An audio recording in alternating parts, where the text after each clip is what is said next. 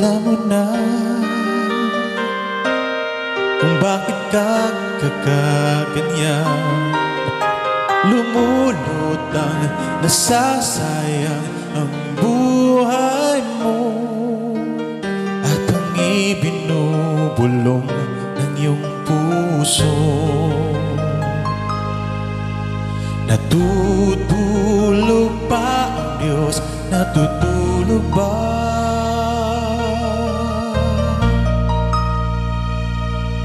At ikaw ay kaagad sumusuko.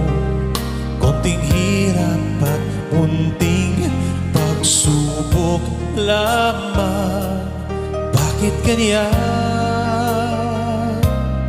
Nasaan ang iyong tapang?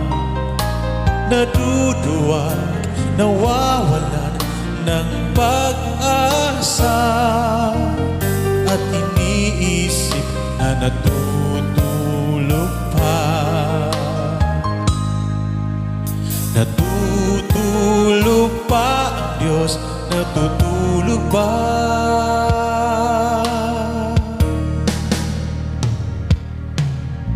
Sikapin mo, pilitin mo, tibayan ang iyong puso.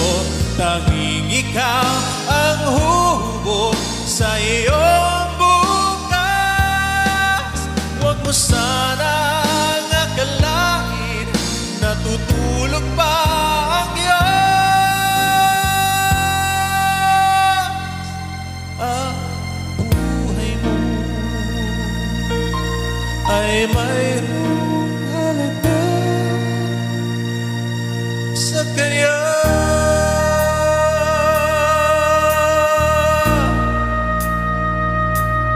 Dapat nga ba na ikaw ay maghihintay at himugin ka, pilitin ka ng tadhana?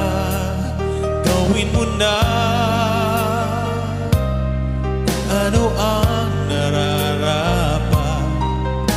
Magsikap ka at magtiwala sa may kapal. Nakahanda ang Diyos umalalay